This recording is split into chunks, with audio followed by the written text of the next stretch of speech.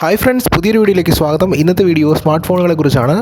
നമ്മളെല്ലാവരും Android phone ഉപയോഗിക്കുന്നവരാണല്ലേ. അപ്പോൾ നമ്മുടെ ഫോണുകളിൽ പല തരത്തിലുള്ള പ്രീ ഇൻസ്റ്റാൾഡ് ആപ്പുകൾ ഉണ്ടായിരിക്കും. ഇതൊക്കെ പലപ്പോഴും നമുക്ക് ശല്യമായിട്ടുണ്ടാവാം. കാരണം മെമ്മറിയുടെ കാര്യത്തിലും സ്റ്റോറേജിൻ്റെ കാര്യത്തിലുമൊക്കെ ഇത് ഭയങ്കരമായിട്ട് നമ്മളെ ബുദ്ധിമുട്ടിച്ചിട്ടുണ്ടാവാം. എന്നാൽ നമ്മൾ ചിന്തിച്ചിട്ടില്ലാത്ത മറ്റൊരു കാര്യം കൂടിയുണ്ട്. ഇങ്ങനെയുള്ള പ്രീ ഇൻസ്റ്റാൾഡ് ആപ്പുകളെല്ലാം തന്നെ നമ്മുടെ ഫോണിൻ്റെ സെക്യൂരിറ്റി തന്നെ ബാധിച്ചേക്കാം. നിങ്ങൾ ഈ ഒരു വീഡിയോ മുഴുവൻ കാണുക. ഈ ഒരു പ്രശ്നത്തെക്കുറിച്ചും ഇതെങ്ങനെ നമുക്ക് പരിഹരിക്കാം എന്നതിനെക്കുറിച്ചുമൊക്കെയാണ് ഈ ഒരു വീഡിയോയിൽ സംസാരിക്കുന്നത്.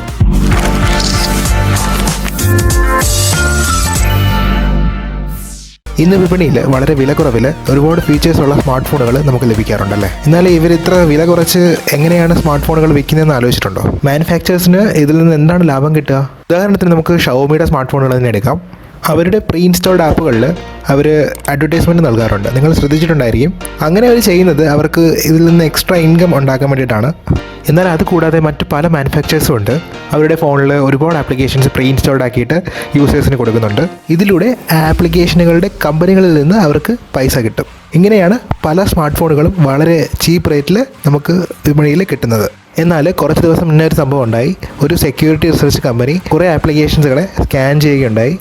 ഏകദേശം ഒരു 146 ആപ്ലിക്കേഷൻസ് ഉണ്ടാവും. അതായത് 29 വ്യത്യസ്ത മൊബൈൽ കമ്പനികളുടെ പ്രീ ഇൻസ്റ്റാൾഡ് ആപ്ലിക്കേഷനുകളാണ് ടെസ്റ്റ് ചെയ്തത്. ഇങ്ങനെ ടെസ്റ്റ് ചെയ്ത സമയത്താണ് 146 പ്രീ ഇൻസ്റ്റാൾഡ് ആപ്ലിക്കേഷനുകളിലും ബഗ്സ് ഉണ്ട്, അഥവാ സെക്യൂരിറ്റി പ്രോബ്ലംസ് ഉണ്ട് എന്ന് മനസ്സിലായത്. പ്രീ ഇൻസ്റ്റാൾഡ് ആപ്ലിക്കേഷനുകൾ എന്താണെന്ന് നമുക്കറിയാമല്ലോ. ഒരു കാരണവശാൽ നമ്മുടെ ഫോണിൽ നിന്ന് ഈ ഒരു ആപ്ലിക്കേഷനുകൾ നമുക്ക് റിമൂവ് ചെയ്യാനായിട്ട് സാധിക്കത്തില്ല, അൺഇൻസ്റ്റാൾ ചെയ്യാനായിട്ട് സാധിക്കത്തില്ല. ഇങ്ങനെയുള്ള പ്രീ ഇൻസ്റ്റാൾഡ് ആപ്ലിക്കേഷനുകൾ ചിലപ്പോൾ മാൽവെയറുകളായിരിക്കും. അതുകൊണ്ട് തന്നെ ഈ ഒരു ആപ്ലിക്കേഷനുകൾ നമ്മുടെ ഫോണിൻ്റെ ബാക്ക്ഗ്രൗണ്ടിൽ റൺ ചെയ്യുകയും നമ്മുടെ ഫോണിനെ റിമോട്ട്ലി ആക്സസ് ചെയ്യാനുള്ള പെർമിഷൻസ് ആ ഒരു ആപ്ലിക്കേഷൻ ഉണ്ടാവുകയും ചെയ്യും. അതായത് നമ്മുടെ ഫോണിൻ്റെ ക്യാമറ, മൈക്രോഫോൺ ഇതൊക്കെ ആക്സസ് ചെയ്യാനുള്ള ഒരു പെർമിഷൻ ആ ആപ്ലിക്കേഷൻ ഉണ്ടാവും, നമ്മൾ അറിയത്തില്ല. ഇതുവഴി എന്താ സംഭവിക്കുന്നതെന്ന് വെച്ചാൽ നമ്മുടെ ഫോണിൻ്റെ ഡേറ്റകൾ നഷ്ടപ്പെട്ടേക്കാം, മറ്റ് പലയിടത്തേക്കും പോയേക്കാം. ഞാൻ പറഞ്ഞതുപോലെ തന്നെ റീസെൻ്റായിട്ട് നടന്ന സ്റ്റഡിയുടെ റിപ്പോർട്ടുകളാണ് നിങ്ങൾ സ്ക്രീനിൽ കാണുന്നത്. നമ്മുടെ സ്മാർട്ട് ഫോണിലുള്ള വിവരങ്ങൾ നമ്മുടെ അനുവാദം കൂടാതെ മറ്റൊരാൾ ഹാക്ക് ചെയ്തുകൊണ്ട് പോകുക എന്ന് പറയുന്നത് അത്ര ശരിയായ ഏർപ്പാടല്ല. അതുകൊണ്ട് നിങ്ങൾ ചെയ്യേണ്ടത് നിങ്ങളുടെ ഫോണിൽ എത്രമാത്രം പ്രീ ഇൻസ്റ്റാൾഡ് ആപ്ലിക്കേഷൻസ് ഉണ്ടോ അൺഇൻസ്റ്റാൾ ചെയ്യാൻ പറ്റുന്നതാണെങ്കിൽ അൺഇൻസ്റ്റാൾ ചെയ്ത് കളയുക. അതല്ലെങ്കിൽ ഒന്നുകിൽ ഫോർസ് സ്റ്റോപ്പ് ചെയ്യുക, അല്ലെങ്കിൽ ഡിസേബിൾ ചെയ്തിടുക. ഞാൻ ഇതുവരേക്കും 5ഓളം സ്മാർട്ട് ഫോണുകൾ ഉപയോഗിച്ചിട്ടുണ്ട്.